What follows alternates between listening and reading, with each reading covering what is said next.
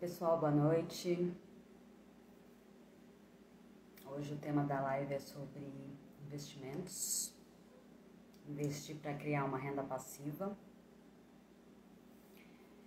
Eu estou aguardando as pessoas entrarem para começar a live. Então, já antecipando, ele vai contar a história dele como investidor, que ele é há 6 anos. Não está aqui para recomendar nada. Então ele vai dividir conosco o conhecimento que ele tem na área e como ele vem gerando renda passiva para cobrir os seus gastos somente investindo. Então, quando as pessoas começarem a entrar, eu vou repetir de novo, hein?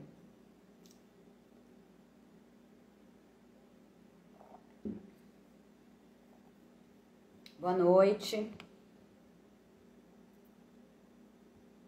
Tudo bem?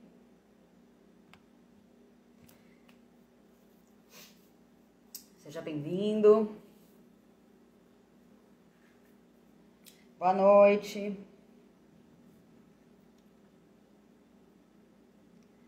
Nossa, gente, hoje tá calor, né? Tá abafado. Bom, eu vou começar então já falando aqui. Depois, quem não puder assistir ao vivo, vê o vídeo depois gravado. Tá bom? Hoje a live vai ser sobre investir para criar uma renda passiva. Então, eu trouxe um convidado que ele vai explicar sobre investimentos. Não vai ser nenhuma recomendação, ele vai contar sobre a história dele como investidor, que ele é há 6 anos, desde 2014. E também ele vai dividir o conhecimento que ele tem na área e como ele vem gerado renda passiva para cobrir os gastos dele somente investindo. Lembrando, né, que investimento é apenas uma das partes do escopo da educação e do planejamento financeiro, ele não é o único. As pessoas realmente se interessam muito em saber por investimento, mas o planejamento financeiro ele cobre várias coisas, ele envolve comportamento. Boa noite, Lila. Ele envolve comportamento, endividamento, planejamento de sonhos, proteção de riscos, seguros, planejamento fiscal, sucessório, aposentadoria e investimentos. E normalmente o planejador, ele consegue ter uma avaliação geral de tudo isso, mas ele tem especialidades. Por exemplo, eu tenho mais experiência em conhecimento em comportamento econômico e endividamento. E as demais áreas a gente pode trabalhar com parceria. Por isso que eu quis chamar hoje alguém que sabe falar de investimento para poder falar bastante sobre isso. Boa noite, bem-vindo para quem está chegando. Como tem muita pergunta, eu separei umas 10 perguntas para fazer para o Gustavo e eu ainda recebi, acho que mais umas 6. Então já vou chamar ele aqui para a gente começar a conversa. Falando que eu tô morrendo de calor, gente. Oi, Vá. E aí, Olá, jovens? tudo bem? Tudo bem? Tudo Chegamos. bem, você? Vamos lá que tem Tudo muita bem? coisa para falar hoje. É verdade. Vamos, quem não conseguir ver tudo, ver depois, mais um pouco. Eu tô falando que eu tô morrendo de calor. Nossa, hoje tá muito calor. Tá chovendo aqui, uma Caramba. doideira. Mas acho que a Eu vou até internet não abrir vai a cair, janela. não. Acho que não também, Dá peraí. oi pra Carol. Esperar, esperar. Fechar a janela. Ah, a Carol foi a primeira que entrou. E só que eu não conheço, aí eu fiquei na dúvida. Eu falei, qual será que é o nome dela? Ah, ela vai aprender bastante Obrigada. coisa. Ai, Vamos lá. Vamos obrigada, lá. Gustavo, por aceitar o convite. O Gustavo, assim, quem me falou do Gustavo foi um amigo meu. E aí eu comecei a seguir o Gustavo. Ele tem um guia que a gente vai falar mais pra frente. Eu achei super legal. Tenho te acompanhado. Então, obrigada por ter aceitado o meu convite.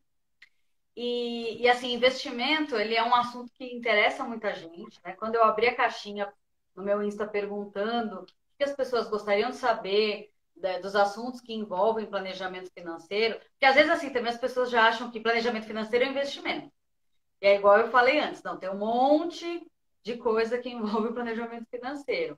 mas o investimento ele foi um dos mais votados. Então, é, além de planejamento de viagem, investimento foi o mais votado, aí depois seguros, e aí eu já trouxe uma pessoa para falar de seguros. Mas assim, tem pessoas que ainda tem que resolver algumas coisas primeiro, mas eu achei legal chamar você, porque eu sei que você vai explicar direitinho desde o início, né? Tanto para quem entende como para quem não sabe nada sobre investimento. Então Legal. eu queria que primeiro Com a você pressão, hein? se apresentasse. Bom, vamos lá. Eu sou o Gustavo. Os seguidores da Dani, depois deem uma olhada lá no meu perfil. Eu acabo postando algumas coisas de investimento, que é uma coisa que eu faço há 6 anos e eu gosto bastante. Por que que eu gosto bastante? Eu vou contar um pouquinho do meu background agora. Quando eu era mais novo, os meus pais, eles têm um negócio próprio. E aqui no Brasil é basicamente, você tem um negócio próprio, ou você está se dando muito bem, ou você está se dando muito mal.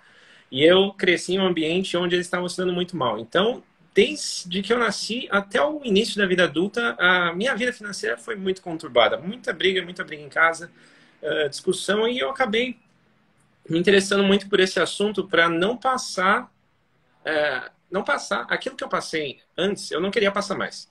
Então, como é que eu poderia fazer isso? Eu tinha que entender como é que funciona o dinheiro, como é que eu posso me proteger de algumas coisas que não estão no meu controle. E conforme eu fui crescendo, conforme eu fui ganhando meu dinheiro, eu falei, pô, vamos fazer isso daqui, vamos começar a estudar mais isso daqui a fundo para que eu não passe pelas dificuldades que eu passei quando eu era mais novo, tá? E também ajude outras pessoas. E como a gente está aqui na internet, por que não dividir esse tipo de conhecimento, né? Então tá, Claro. foi mais ou menos uns 6 anos que eu tô aí. Eu comecei lá em 2014, já, teoricamente, se for ver, já faz 7, né? Se for contar 2014 também, vai fazer 7 anos.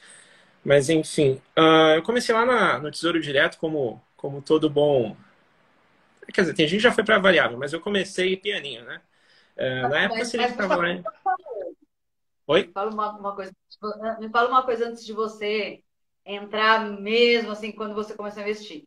A sua formação não é. Você não tem formação em economia, Não, nem. não, totalmente fora, Você, totalmente fora. Mas o interessante disso é que pô, você não precisa ser um cara economista claro, não precisa mesmo. para ser da área, mas você tem que estudar. Você tem que estudar. Tá certo que vai. Você pega a pós que foi na FGV, então foi em gestão empresarial. Então você acaba tendo um pouquinho de conhecimento em contabilidade. Mas ainda assim E você eu não achei precisa de, legal que. ainda Sim, assim não você não precisa de precisa. nada disso. Oi, desculpa.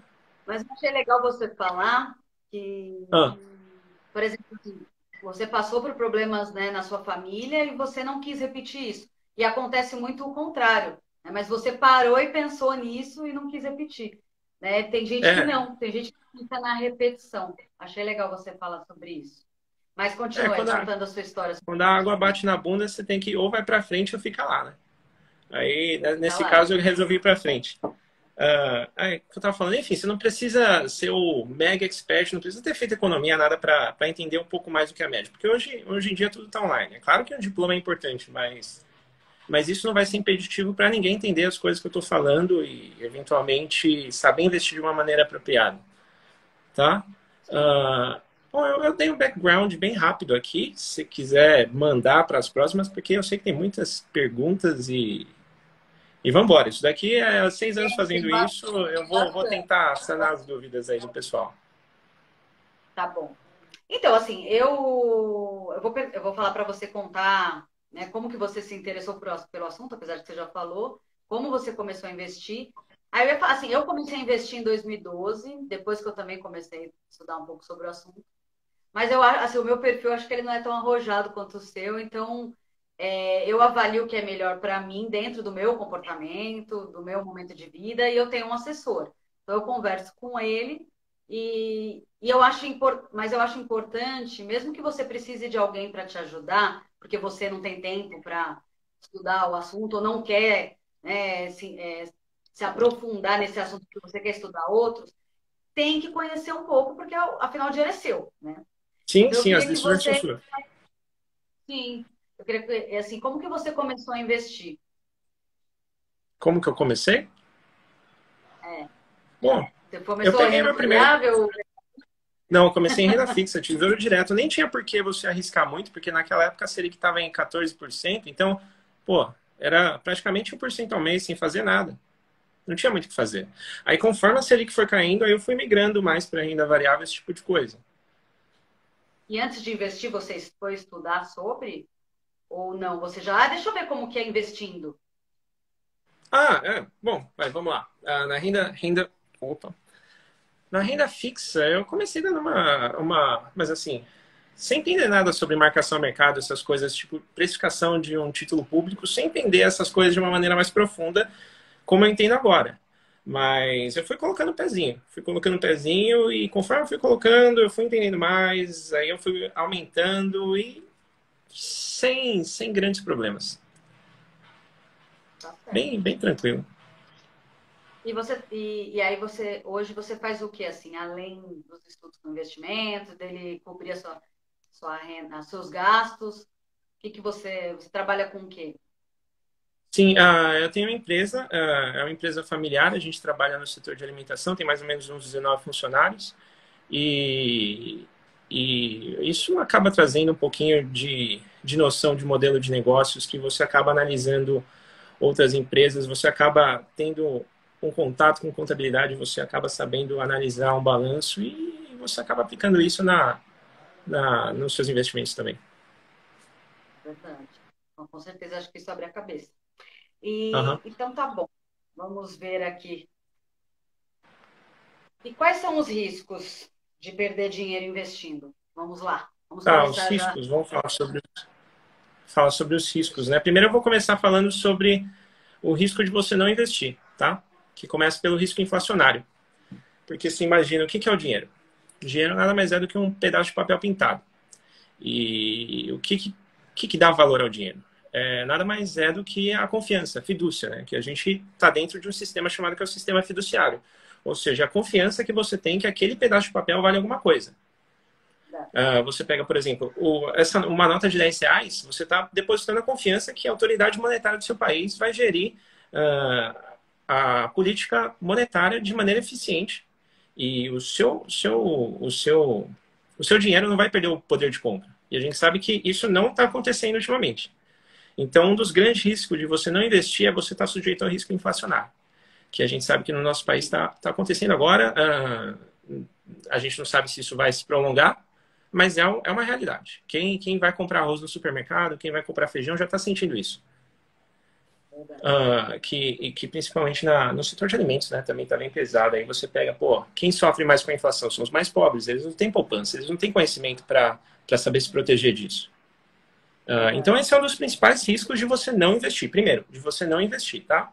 Aí depois a gente vai começar com o risco de crédito, que está muito associado à renda fixa. Por exemplo, você emprestou seu dinheiro para alguém e aquela pessoa não te pagou. Esse é o risco de crédito, tá? Você deixou o teu dinheiro no banco lá, no CDB, o banco quebrou e ele não vai te pagar. Esse é o risco de crédito. Tá certo que tem lá o FGC, tudo bem, 250 mil, tá protegido.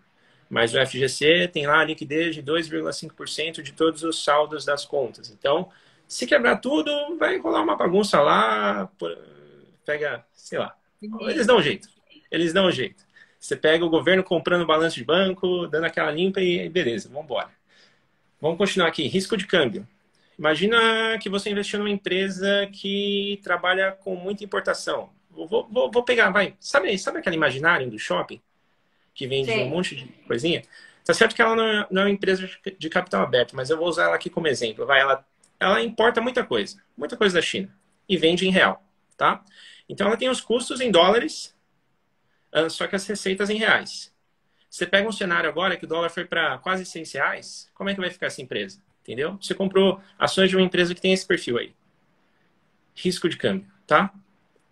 Ou até mesmo, sei lá, você vai trocar o seu celular. Seu celular é um Samsung ou um iPhone. E ele está precificado em dólares também.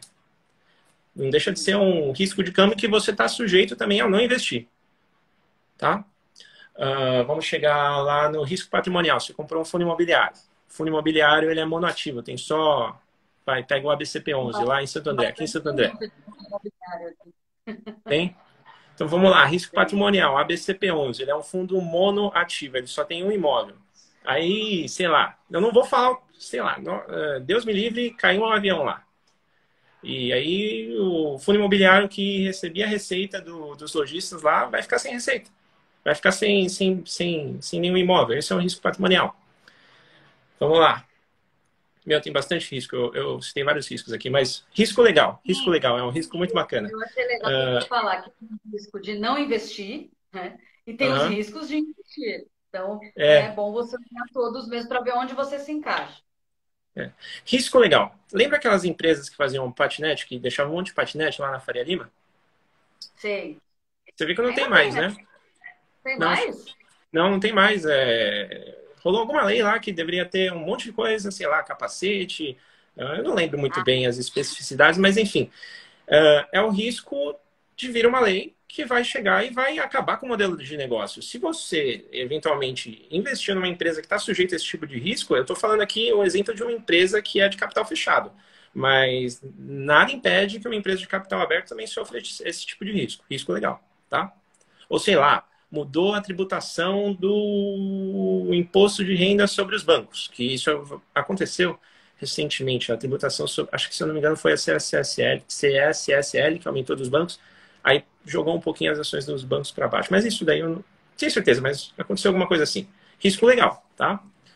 Depois você pega o risco macroeconômico, a variação da taxa Selic, que normalmente a taxa Selic é utilizada para controlar a inflação ou para fazer uma política monetária um pouquinho mais expansionista. E se você não saber em que momento que você está lá na Selic, porque ela está na mínima, eventualmente ela pode subir. Aí isso vai influenciar no que você comprou ou não. Se você não souber disso, você pode tomar um caldo e você nem sabe de onde veio.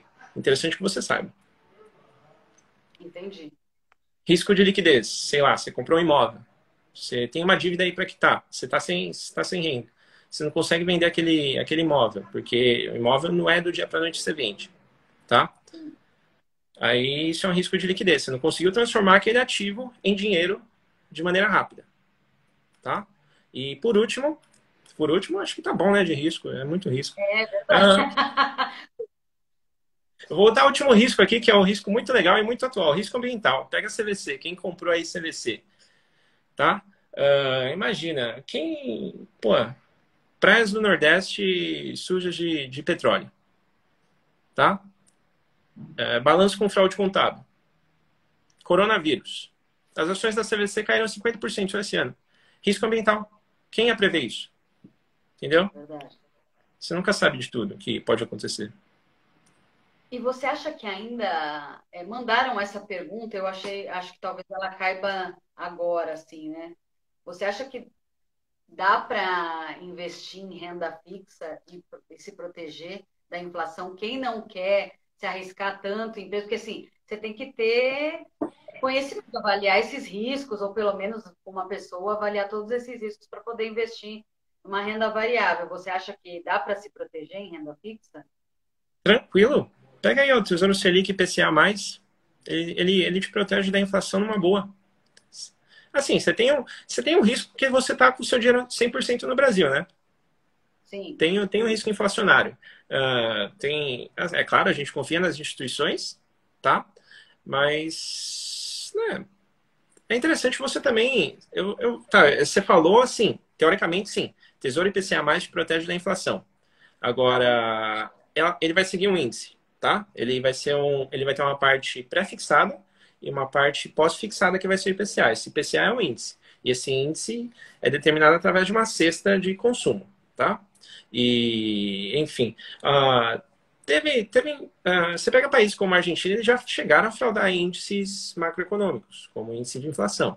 Não estou falando que isso vai acontecer aqui mesmo, porque aqui a gente tem IPCA, tem o IGPM da FGV, então isso aumenta um pouco mais a credibilidade. Mas, de qualquer maneira, teoricamente, o Tesouro IPCA+, vai te proteger muito bem da inflação. tá certo. Perguntaram aqui sobre risco de fundo imobiliário. Aí também depende do tipo de fundo, né? Por exemplo, um fundo de shopping, nesse momento, não é? Mas você chegou a falar algum risco aí que cobre o de fundos imobiliários? Não, na verdade, eu falei dois riscos aqui que cobriam sim os fundos imobiliários. Um que é o risco patrimonial, que eu até citei um imóvel, Sim, um fundo verdade. imobiliário monoativo, que só tinha um imóvel. também tem um risco macroeconômico da Selic, né? Uma vez que a Selic sobe, a tendência é que os fundos imobiliários tenham o valor das suas cotas diminuídas, porque, vamos lá, a taxa Selic é a taxa básica de juros da nossa economia, tá? Então, ela o custo de oportunidade básico. A partir do momento que você decide investir num fundo imobiliário, você está exigindo um prêmio de risco, tá? Aí você subiu a Selic. Então, esse prêmio de risco, ele vai ser alterado também. Então, isso tende a jogar o valor dos fundos imobiliários um pouco para baixo. Isso não vai afetar os dividendos, mas vai afetar o valor patrimonial. O valor patrimonial, o valor das cotas lá. A Carol E, comentou aqui, né? Por isso que o mais interessante é diversificar. É isso mesmo, né? Por na isso que é dúvida, bom. é sempre É, bom ter um pezinho atrás, né? Mulher é bom porque é um pouco mais. Homem às vezes é meio doido, faz as coisas sem pensar. Já mulher já pensa, é diferente. é. Assim, se você for olhar toda a sua carteira, quanto que é em. Assim, você diversifica quanto em renda fixa e renda variável? Olha, vamos lá. Tirando os bens imobilizados e tirando a reserva, a reserva de emergência, tá Isso. 20% em renda fixa e o resto está em variável. E a Ah, renda isso levando fixa. em consideração também a sua idade, seus projetos, né? Talvez para você Não. esteja melhor fora. Tranquilo, tranquilo, E tranquilo. você acha que no momento tá bom para comprar imóvel ou depende também? Tudo bem, vai Depende, ficar imobiliário. depende, depende de preço, depende de preço. Entrou o Rafinha aí, o Rafinha manja. Esse menino aí que entrou aí agora. Ele manja de imóvel. Mas enfim, Ah, depende, depende. Depende, é porque se for ver, a taxa de juros está baixa, né? sim. Então, eventualmente, Dependendo, talvez não quando tem regra, não tem regra. arrumar e não. Depende do perfil também da pessoa. Vai que, sei lá, ela vai constituir uma família. Já carregou o caminhão de mudança? É horrível, cara. Porra, é Ô, muito ruim Gustavo, carregar caminhão de mudança. é verdade. Me fala uma coisa, assim, eu separei aqui também, tem algumas perguntas que eu quero fazer para quem não entende tanto, né? E quais são, assim, as principais diferenças de investimentos em renda fixa e variável, além do risco, né? A variável você ganha mais, você corre mais risco. Tem algumas Olha, outras? depende. É muito relativo Nem isso. sempre. Eu vi um estudo recentemente do que deu mais retorno nos últimos 20 anos no mercado americano. E, incrivelmente, deu a renda fixa, porque os Jura? juros caíram lá. Então, mas depois a gente entra nesse tipo de especificidade, mas enfim, não há regras, não há regras. Tá Não é bom. porque a renda fixa está em alta agora que vai ser. Quer dizer, desculpa, a renda variável está em alta que vai ser sempre a renda variável. Historicamente, no Brasil, sempre foi renda fixa. A gente está vendo isso tudo é É, muito novo foi. aqui. Então. Então vamos lá, vamos para a pergunta. Renda fixa versus renda variável. Renda fixa, como eu diria, é fixa, ela pode ser pré-fixada, você já sabe a taxa de juros previamente, ou pode ser pós-fixada, você vai seguir o índice. E o mais legal da renda fixa é que você tem uma previsibilidade do que você vai receber. Você tem uma previsibilidade do fluxo de caixa que você vai receber. Ou seja, contratei lá, vou deixar X anos, vou receber, sei lá, 3% ao mês mais IPCA. E beleza, você vai saber que é aquilo. Agora, a renda variável é um pouquinho diferente, porque você vai entrar, geralmente você vai entrar no capital próprio da empresa e você vai ser um acionista, você vai ser um dono. E se aquela empresa der lucro, se aquela empresa resolver distribuir dividendo, se aquela empresa tiver um resultado que de fato faça com que o valor das ações subam, aí beleza, você vai ter o seu retorno, mas ele não é garantido. Essa é a grande diferença, tá? Uma ponta você vai ser o credor, tá? Na renda fixa, você vai ser o credor. E na renda variável, você vai ser integrante do patrimônio líquido daquela empresa. Você vai entrar no capital próprio na renda variável e na renda fixa você vai entrar no capital de terceiros. E você explicou tudo isso no seu guia, né, de sobrevivência. Ele tem um guia de sobrevivência sobre investimentos que está Não, lá tá disponível no no site. basicão, lá tá bem Então, mas basicão. é bom para as pessoas já entenderem, né? Não, já tô. Às vezes pode ser que eu me adiante um pouco, aí você me dá um alô aí. Não, é que você manja muito. E aí, às vezes você começa a falar, eu falo, gente, olha, ele manja pra caramba. Obrigado. E assim, e antes de fazer essa live, também eu dei uma olhada, porque assim, nós somos em 211 milhões de brasileiros, né? 63 milhões estão inadimplentes. A gente tem 42 milhões com alguma aplicação em renda fixa, e só 3 milhões estão na bolsa, né? Então é uma coisa que ainda tem muita coisa assim para arrumar. Eu acho que tem muito caminho para traçar. Eu acho que é um caminho bom, mas ainda vai demorar um pouco. E isso aqui eu acho que eu já perguntei. É possível com renda fixa de uma forma conservadora, com juros baixos, a gente conseguir manter, né, o patrimônio. Eu queria que você explicasse o que são ações e Tá, se elas são negociadas só na Bolsa de Valores. tá, tudo bem. O que são ações, tá? Ela é uma pequena fração mínima do capital social de uma empresa. O que é o capital social de uma empresa? Vamos supor que eu e você a gente vai começar um negócio, tá? Aí a gente é, vai colocar dinheiro nesse negócio. A gente vai subscrever o capital social, tá? Vamos supor, 100 mil reais. Aí depois a gente vai integralizar esse capital social em dinheiro. Então você vai lá, integraliza o capital social e você coloca lá no caixa, lá, 100 mil reais. Beleza. A gente começou, taca a pau na máquina, começamos a vender, estamos lucrando. Aí vamos fazer o seguinte: vamos estender as nossas operações. Eu quero comprar uma loja nova aqui, quero comprar vários imóveis, a gente vai construir novas fábricas. E o que a gente decide fazer? A gente decide abrir o capital. Abrir o capital e chamar sócios. E como que a gente vai fazer isso? Criando ações e distribuindo elas no mercado, tá? A gente vai distribuir as ações no mercado e tem duas maneiras. Uma é no mercado primário, onde a gente vai fazer o chamado IPO, que é o Initial Public Offer, que a gente vai precificar, a gente vai num banco de investimento, ele vai orientar, vai ter os custos relacionados a isso, e aí a gente vai acabar captando todo aquele dinheiro dos investidores e vai trazer para as nossas operações e vai expandir as operações, vai contratar mais gente, vai fazer fábricas novas, esse tipo de coisa. Aí quando você pega aquele pessoal que comprou as ações no IPO, eles podem vender no mercado secundário, que agora seria, no caso, a Bolsa de Valores, ou a B3, ou a Nasdaq, esse tipo de coisa. Então, quando você vai lá no seu home broker e coloca, sei lá, Petri 4, você está no mercado secundário, você está comprando de uma outra pessoa, tá? Pode ser. Por isso que aquele dinheiro que você pagou naquela ação não está indo diretamente para a empresa, está indo para outra pessoa, você está comprando de outra pessoa. Aquela empresa recolheu o dinheiro no IPO, não no mercado secundário, que é diferente. Mercado primário, mercado secundário. Tá ok? Era isso. E eu tenho que abrir conta em uma corretora, assim, para comprar uma? É, abre uma conta Não na tem jeito. corretora aí, caiu, sei lá, XP, Modal, não sei. Mas assim, não tem outro jeito. Tem que ser através de uma corretora. É o jeito mais fácil, né?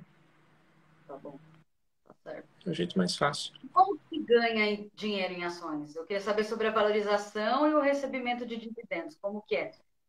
Tá, E tem duas maneiras principais. Uma é o ganho de capital. Você comprou Você comprou por 10, vendeu por 20, você auferiu aquele lucro de 10 reais, esse é o ganho de capital. Aí depois você pega os dividendos, que nada mais são do que. É o meu primo zoando aí, chamando CVM. Aí depois você pega o ganho de dividendos, que nada mais é do que uma parcela do lucro daquelas ações que vai ser distribuída aos acionistas. Aí cada empresa vai ter uma política de distribuição de dividendos, tá? Esses são os dois tipos principais, tá? É, tá bom. É que isso? mais? É bem simples. Esses são os tipos Então, principais. A gente pode falar sobre derivativos, só que eu acho que é melhor não. então tá bom. Por causa da CVM aqui, não é nenhuma Não, recomendação não, é aqui. mais porque eu não. Assim, eu tenho um pouquinho, mas eu não. Eu não me sinto muito apto a falar disso, porque eu acho que se você manja muito de uma coisa, você pode falar. Ou para não ter, sei lá. E eventualmente isso daqui é uma coisa perigosa. Se as pessoas acabam fazendo isso sem muita noção, pode ser um pouco perigoso. Tá certo. Pode sair devendo mais do que antes. Mas enfim, outra coisa interessante também, você vai comprar uma ação, tá? Você vai pagar aquele valor lá. E eu falei o quê? Que é uma menor parcela do capital social de uma empresa. Menor valor de um capital social de uma empresa. E tá, beleza, você pega, você vai comprar uma ação lá, você vai lá, pega, sei lá, uma ação X está custando R$ 30. Aí eu pergunto para quem comprou uma ação recentemente, onde é que eu acho o capital social no demonstrativo financeiro da empresa, sabe? Esse tipo de coisa que às vezes a pessoa tem que se atentar. Onde é que fica o capital social? Como é que eu leio um balanço patrimonial? Como é que eu, sei lá, você pega aqui a lei Eu ia 6.400. Você, antes de você comprar uma ação, você entra para olhar a demonstração contábil da empresa? É Como sempre que você faz? interessante, né? Porque, vamos ver, a gente está num cenário de taxa de juros baixas, então o custo de oportunidade está baixo. E a partir do momento que o custo de oportunidade está baixo, muita coisa está precificada de maneira alta. Então você tem que tomar um pouco de cuidado. Tem sempre coisas que valem a pena. Mas, assim, você pega. Tem gente que fala que o mercado é 100% racional. Eu não acredito que seja 100% racional, que aquele preço que está na tela realmente Não é cem expressa. por cento Então. racional. Então é esse tipo de coisa, sabe? Você vai comprar. Eu tô falando, não é complicado, mas. Poxa, você pega. Tem aqui, ó, Lei 6.404 de 1976, tá? Ela tem 5 demonstrações financeiras obrigatórias que toda empresa tem que mostrar público. Toda empresa, e entre elas vem o balanço patrimonial, a DLPA, que é a demonstração de lucros e prejuízos acumulados, depois você pega a DFC, que é a demonstração de fluxo de caixas, a DRE e demonstração do valor adicionado. Então tem esses 5 demonstrativos financeiros que eu acho que é interessante. Se você vai comprar uma ação, é claro, você não precisa saber de tudo isso, mas você comprou uma, você pegou uma noção, tá, beleza, isso daqui é a pequena parcela do capital social de uma empresa, então vamos ver o que é o capital social, vamos ver onde é que ele está no balanço patrimonial, e beleza, a gente descobre como é que essa empresa ganha dinheiro na DRE, a gente aprende a diferenciar o que é um regime de caixa, o que é um regime de competência, esse tipo de coisa que, sei lá, se tem algum contador aqui, vai estar sabendo, sabe? E Entendi. é só esse ponto que eu queria dar para as pessoas. Se alguém está investindo, dá uma olhada em tudo isso que eu falei, tá? Que é interessante. Ainda que você olhe uma dica, você olhe um relatório, é bom você ter conhecimento, porque no final a decisão é sua. A decisão é sua, claro. É A verdade. decisão é sua, a responsabilidade é sua. E se você delega Comentaram isso para aqui. alguém, e se você delega essa responsabilidade para alguém, você pode estar pagando algo que lá na frente vai fazer falta. Sim. Que nem, por exemplo, vamos supor que eu não me interessasse por isso, eu não quisesse investir, tá? E uma vez me ofereceram de um banco vermelho, tá? Um banco vermelho. Ele me ofereceu um fundo de previdência privada que investia, se não me engano, era 95% no Tesouro Direto, títulos do Tesouro Direto de longo prazo. Ele me cobrava 1% ao mês, não, ao ano, 1% de taxa de administração ao ano só para investir em títulos do Tesouro Direto de longo prazo. Você pega, pô, vou me planejar aqui para 30 anos. Vou colocar meu dinheiro lá, pagando 1% ao ano. 30 anos, 1% ao ano, para 30, acho que se não me engano eu fiz as contas aqui, dava 34%. Imagina que você tenha deixado 34% da sua rentabilidade ao longo da sua vida toda. Você chegou lá, se aposentou, porra, perdi 34% aqui, porque lá atrás eu não tive a preocupação de me atentar a essa coisa pequena. Pô, título público é muito fácil, cara. É muito fácil, o risco é zero. Entendeu? Entendi. E aí, tá certo. A Carol acho que comentou aqui, ela perguntou, na verdade, se você acha perigoso comprar ações com pessoas. Não, não, é tudo feito na B3, você nem sabe quem é a contraparte. É tranquilo. Tem todo o mercado regulamentado para isso. Não vai vir bichada, não. Agora eu queria saber, eu queria que você explicasse o fundo imobiliário. Como que funciona, tanto para investir como para receber os proventos. Tá, beleza. Você abriu conta na sua corretora de preferência, porque nenhuma tá pagando a gente aqui para falar aqui, né? Então você abriu na sua corretora de preferência. Com certeza. A gente está falando aqui do que a gente sabe gratuitamente para ajudar as pessoas. Aí, beleza, você comprou a cota lá. Eu nem posso E... falar, pelo amor de Deus. Então, você comprou a cota que lá é um fundo fechado, tá? Aquele fundo fechado muito parecido com ações. Ele só vai captar o dinheiro quando ele emitir as cotas dele. Você comprou de um terceiro, você comprou de outra pessoa, tá? Aí você comprou aquela cota, agora você detém uma cota daquele fundo. E aquele fundo ele vai ganhar dinheiro como? Ele vai investir em imóveis, ele vai receber os aluguéis e vai distribuir 95% do lucro dos imóveis para você, cotista. E uma coisa muito legal dos fundos imobiliários é que eles têm uma previsibilidade nas receitas, tá? Eventualmente, normalmente é mensal. Então, se você está querendo tá planejando uma renda passiva, é interessante que você pense em fundos imobiliários. Esse eu falei os fundos imobiliários de tijolo, tá? Tem os de papéis também, que eles investem normalmente em CRIs, que são certificados de recebíveis imobiliários, tá? Basicamente, vamos supor que tem uma construtora, tá? Aí eu comprei um imóvel dessa construtora, tá? Eu comprei um imóvel dessa construtora, então eu vou ter que pagar essa construtora. Só que essa construtora precisa do dinheiro para agora. Então ela vai pegar esse crédito, vai vender para uma securitizadora, e essa securitizadora vai pagar a construtora. Então, essa securitizadora vai ter o meu crédito e ela vai empacotar isso com vários outros créditos e vai vender para um fundo imobiliário de papel. É claro que vai tirar o lucro dela. Então, nessa operação, você vai ter os recebíveis imobiliários, tá? Essa é basicamente como funcionam os fundos imobiliários de papel.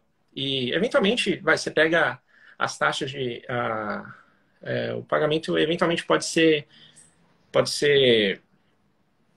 ele pode ser atrelado a algum índice, ou IPCA, ou IGPM. Aí você pega uma alta bem expressiva de alguns fundos imobiliários de papel recentemente, porque muitos deles estavam atrelados a IGPM. Tá? Então o IGPM subiu bastante, teve muito fundo imobiliário de papel aí que subiu bastante, porque o IGPM é mais atrelado ao dólar, né? É o índice que leva mais em consideração a variação do dólar, tá? E você, e você acha que, na sua opinião, os fundos eles dão mais dinheiro do que ações?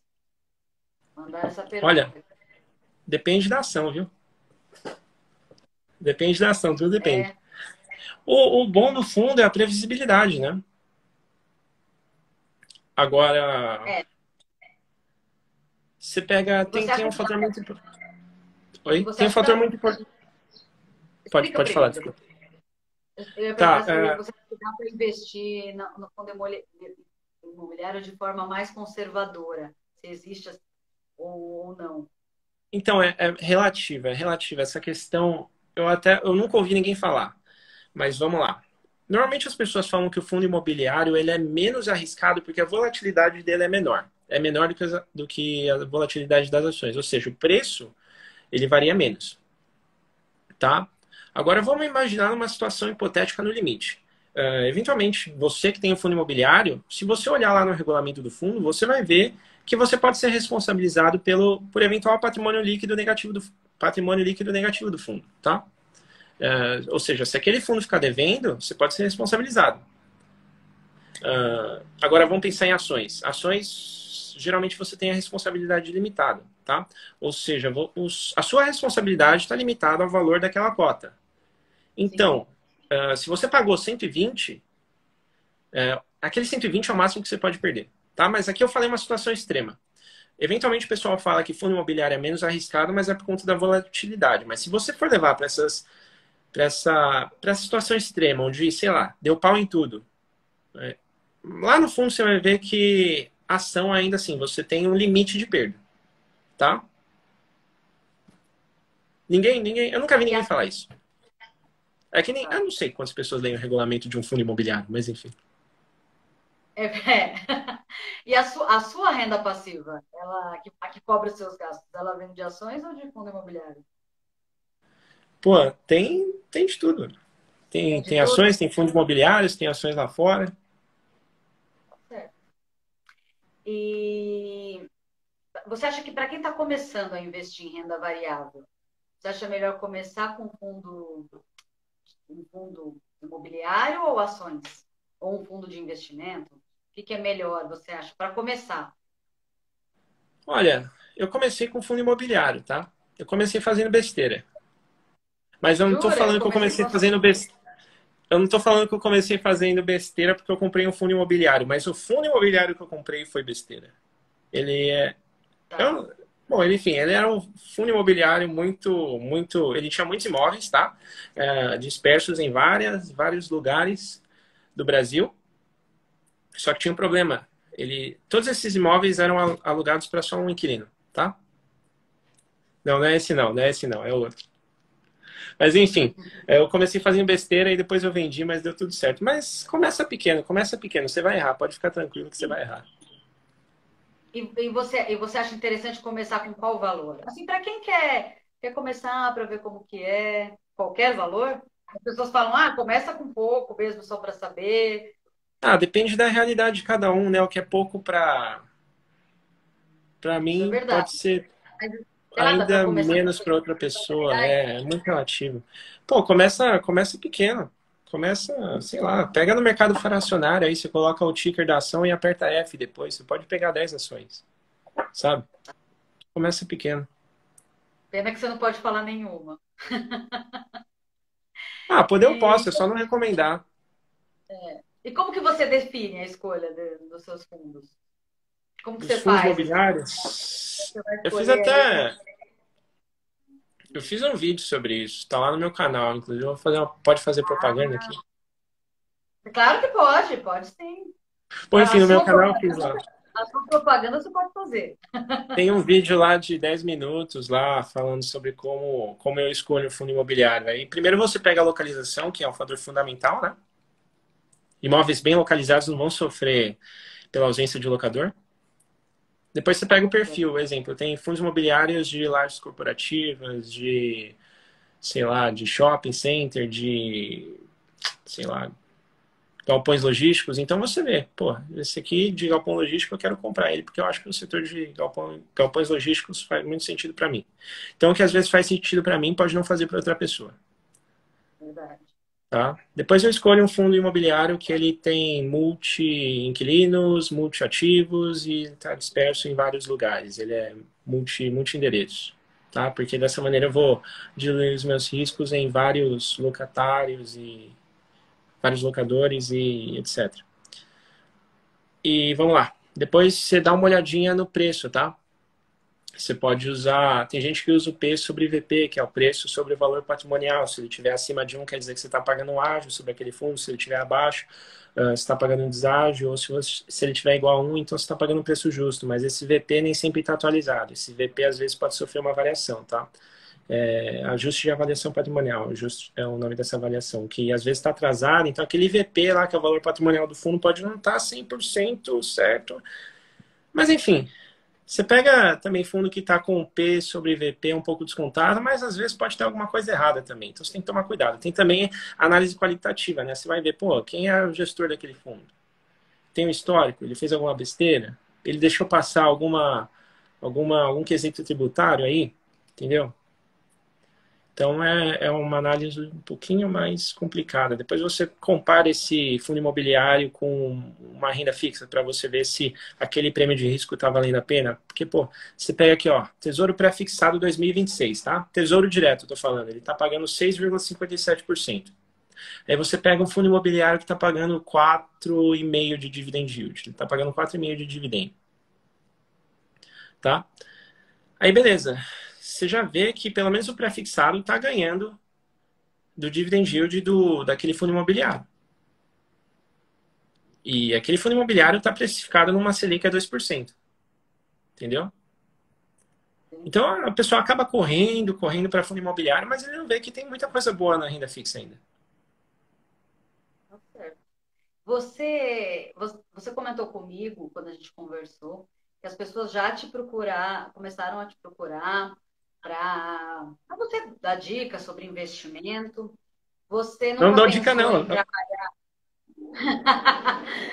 para você ajudar as pessoas a falar sobre investimento, você nunca pensou em trabalhar com isso diretamente, assim, ajudando as pessoas? Eu sei que você é empresário, enfim, você tem sua empresa, mas ou o que você tem pensado hoje é, na verdade, ajudar as pessoas elas entenderem mais e elas tirarem as próprias conclusões, assim. E que Então vamos você lá. nunca pensou em trabalhar realmente, ajudando a pessoa especificamente nos investimentos dela. Ah, tamo aí, né? Tamo aí fazendo essa live, vamos ver o que vira. Certo. Mas enfim, é que assim, você pega trabalhar com isso, trabalhar. Vai, sim, isso que a gente está fazendo aqui não deixa de ser um trabalho, não deixa de ser empreender de alguma maneira, que a gente está resolvendo problemas. Às vezes a pessoa tem alguma dúvida aqui que a gente está sanando, entendeu? Não deixa de ser. Fez um estudo, pô. A gente está despendendo, a gente está utilizando nosso tempo aqui para ajudar outras pessoas. Resolver problemas. Sim. Isso não deixa de ser empreender, não deixa de ser um trabalho. Entendeu? E tamo aí, né? Vamos ver o que vira. Ó, mandaram mais uma pergunta aqui. Se você usa uma análise técnica ou fundamentalista para investir? Aqui é fundamentalista, cara. Eu não manjo nada de análise técnica. Quem manja Eu ia, é. Pode falar. eu ia te perguntar assim, se você usa, por exemplo, você entra no site da corretora e analisa o que você quer da sua carteira, ou você criou uma própria planilha que você faz essa análise, você consegue melhor? Como que isso você faz? Tem setores, né? Tem setores que eu acabo olhando mais, que eu acabo olhando e acabo prestando mais atenção. Isso tudo de acordo com o meu perfil. Aí você vai no site de RI lá das empresas, você consegue baixar todos os demonstrativos financeiros, você consegue dar uma olhada, você pesquisa bastante. Além de grande parte da análise ser qualitativa também, não é só quantitativa. Então, ainda que você tenha um mega Excel com várias fórmulas e uma projeção de fluxo de caixa futuro extremamente acurada, tem uma análise qualitativa muito importante. Então, a premissa é, além de você saber mexer com os números, você ir lá no site de RI, que é a fonte primária, né? Você também tem que ter essa análise qualitativa, tem que fazer esse tipo de pesquisa. Tem. É que eu como planejadora, como não é a minha especialidade de investimento, eu É. olho na planilha mesmo o retorno ali que a pessoa pode ter, ou no meu caso, né? Faço uma análise qualitativa, mas é o que você está falando. Tem que também ter análise qualitativa dentro do perfil, e aí você tem que Não ter só dentro do parceria. perfil da pessoa, mas também dentro do cenário onde a empresa está. Porque, vai, por exemplo, você pega 2007. Quem comandava o cenário de smartphones era a Nokia. Aí você olhava lá os balanços da Nokia, tava bonitinho, pô. Não tinha o que, não tinha erro. Aí chega a Apple com o iPhone, entendeu? Essa análise qualitativa é da empresa, eu tô falando. E isso vai para qualquer setor. Por exemplo, você pega o Spotify. Ou sei lá, a interface dele tá lá no balanço patrimonial, a interface dele que ganha de N outros streamings de música. Então tem essa análise qualitativa também. Não só da pessoa, mas também da empresa que ela vai investir. Então, se aquilo faz sentido para ela, pode ser que não faça para mim. Verdade, verdade. E você acha que metais e moedas são a melhor assim, proteção na crise? Metais e moedas? Poxa, então, Mandar é um essa pergunta. pouco. Não é polêmica. Para mim, eu não vejo muito sentido. Eu tenho um amigo que ele, na crise, ele começou a comprar ouro, né? Eu não sei porque ele começou a comprar ouro, porque para mim não faz muito sentido. Poxa, tem até uma frase, se não me engano, é do Warren Buffett, né? Todo mundo cita o Warren Buffett eventualmente uma vez na vida. É verdade, é Vai, muito você pega. tempo. Então, se chegassem uns marcianos e vissem que o homem estava idolatrando o ouro, não ia fazer sentido. É alguma coisa assim. Mas assim, o ouro, ele não gera caixa, né? Pô, você pega um ouro e pega uma empresa. O ouro não vai produzir, mas ele é uma reserva de valor. Da mesma maneira que uma moeda, teoricamente, deveria ser uma reserva de valor. E você pega muita gente que acaba investindo em Bitcoin porque é uma reserva de valor. As pessoas assumem que aquilo é uma reserva de valor. Então, a reserva de valor é aquilo que as pessoas confiam. É aquilo que as pessoas botam uma fé.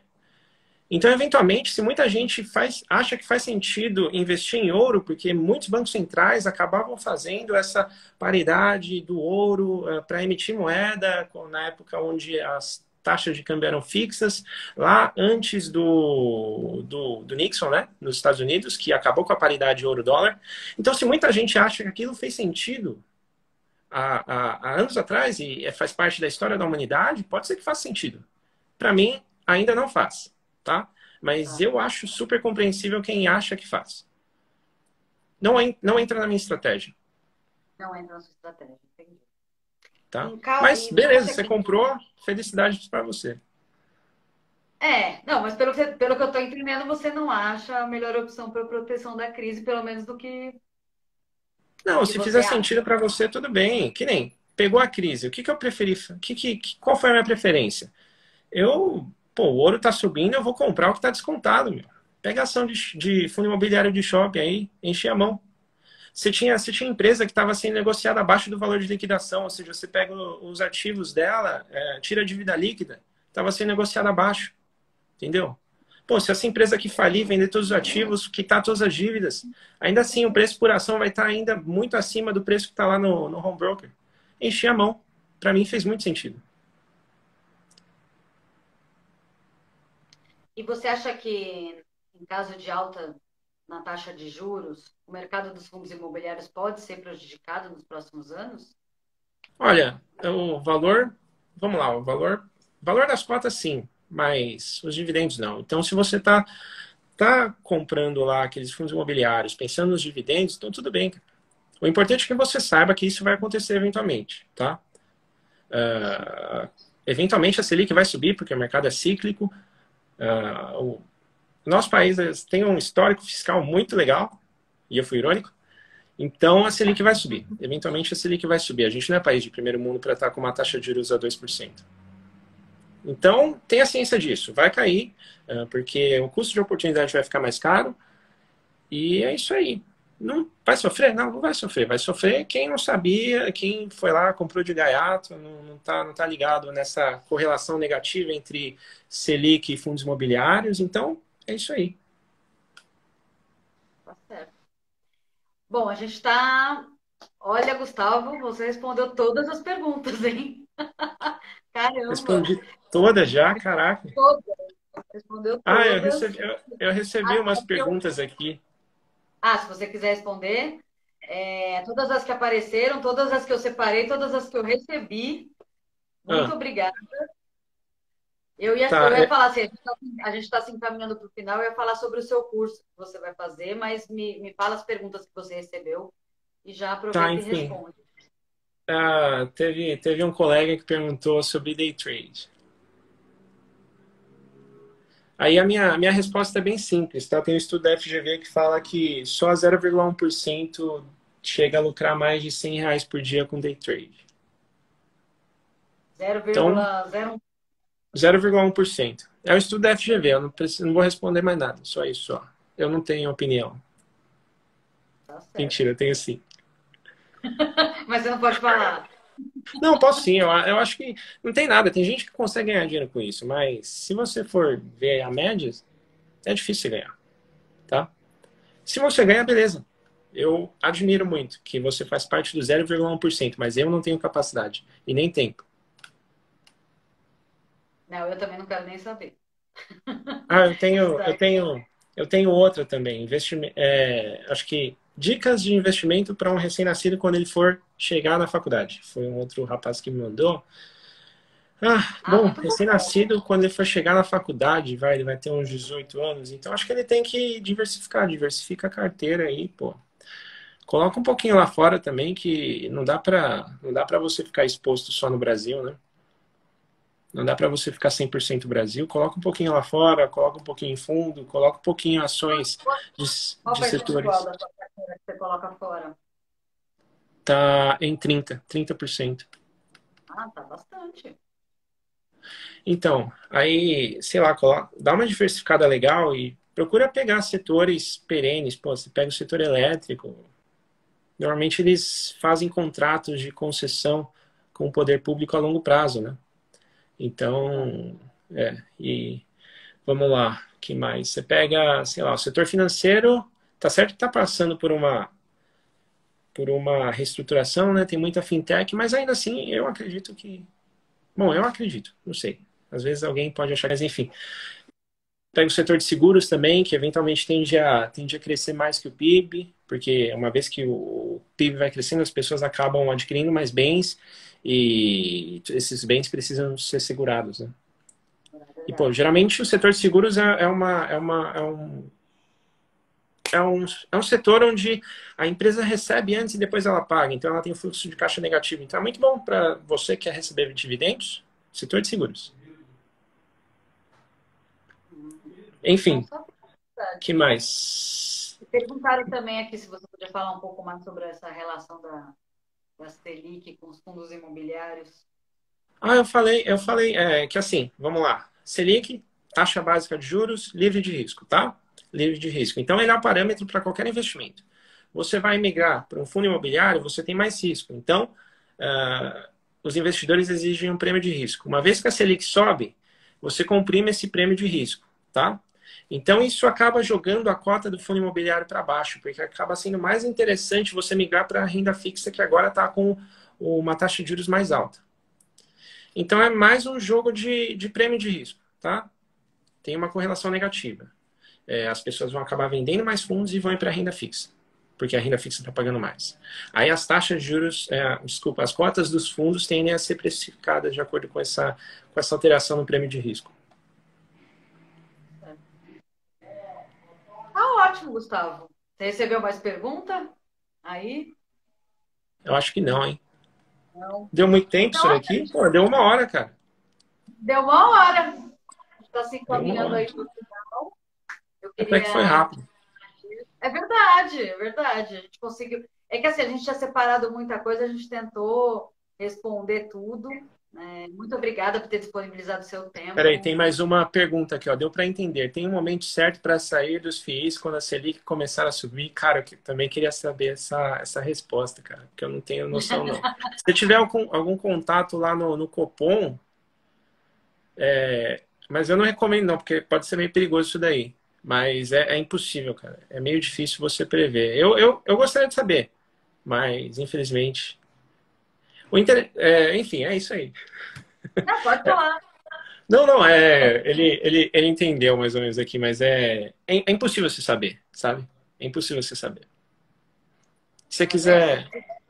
desse para a gente saber algumas coisas, né? Ia ser É. mais fácil. Aí, enfim. Então tá bom, Gustavo. Muito obrigada por ter disponibilizado seu tempo, seu conhecimento. Eu queria que você falasse um pouco sobre o curso que você vai lançar. E aí depois a Então, gente. tá, vou falar um pouquinho, vai, vamos lá. Eu comecei tudo isso, eu comecei meio que por um acaso, né? Eu vi que o pessoal se interessou e é o seguinte: tem muita gente que não tem a mínima noção de como funciona o nosso sistema econômico. Aí você pega, eu quero elaborar algo que faça com que uma pessoa que não sabe exatamente nada, tá? Ela não sabe de matemática financeira, ela não sabe de economia, ela não sabe de contabilidade, ela não tem noção de auditoria, como é que aquelas demonstrações contábeis são auditadas e investimentos no geral, os tipos de investimentos e o que eu quero fazer. Eu quero condensar isso num pacote, tá? Eu acho que a grande maioria não sabe. Enfim. E espero que quem trabalha com investimento saiba. Então, aí você. É que. Deve Vai, ter vamos gente lá. que trabalha com isso que também não sabe. Você pega, tem muita coisa que é um pouco. Vai, por exemplo, o lucro. O que é o lucro? Ele é um número contábil, tá? Mas muitas vezes ele pode estar relacionado a algum fator que não está atrelado ao dinheiro, que de fato é o fluxo de caixa, tá? Porque, de novo, na contabilidade a gente acaba trabalhando com regime de competência, não com regime de caixa, que é de fato o dinheiro que entra e sai. Então, ainda que você veja lá lucro, o que representa aquele lucro? Tá? Lucro ajustado. O que representa o lucro ajustado? Então, a partir do momento que você vai comprar uma empresa, ainda que uma ação de uma empresa, ainda que ela suba ou caia, se você não souber o que você está fazendo, como é que você vai carregar aquilo lá no longo prazo? Então, o que eu quero fazer é algo que traga a pessoa que não sabe nada. Eu não sei nada, eu não sei fazer uma conta de juro composto. E aí a gente pega você da mão, do zero, até saber o que significa aquele precinho lá que tá na home broker. O que é o fluxo de caixa descontado trazido ao valor presente? O que é modelo de Gordon? O que é, sei lá, como são os principais indicadores fundamentalistas? Esse tipo de coisa. Acho que a gente pode fazer uma parceria, hein? Ah, é? Como Eu é que crio o funciona?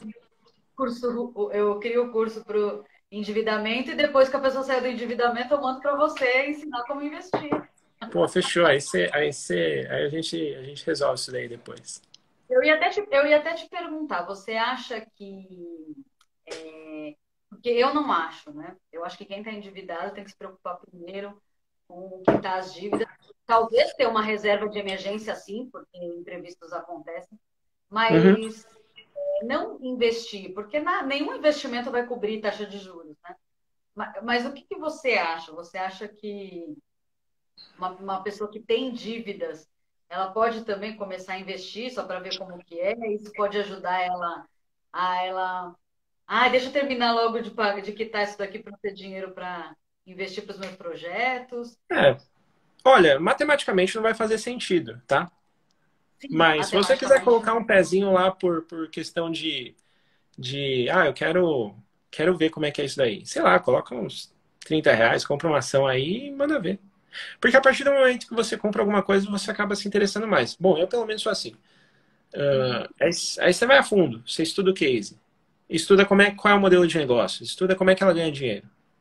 E, pô, isso aí, cara, pra quem gosta de aprender coisa nova, é ótimo. Porque assim, eu vejo muita gente me perguntando, né? A pessoa tá lá, tá pagando, sei lá, financiamento, empréstimo. Ah, mas investimento. Aí eu falo, mas gente, não faz sentido. Vamos primeiro resolver isso aqui. Mas como eu vejo o interesse, ah, não, mas eu quero saber. Aí talvez assim, começar com um pouco só para pegar o gosto, né? Talvez seja Era uma coisa que não entrava na minha cabeça. Mas eu vejo que tem pessoas que querem realmente mesmo começar um pouco ali para pegar o gosto pela coisa e talvez mais para frente investir É, mesmo. não, não dá nada. Coloca um pouquinho aí, só que vai pagar suas dívidas primeiro. É isso Demorou? aí. Tá certo, obrigada, Gustavo. Obrigada para todo mundo que entrou para assistir.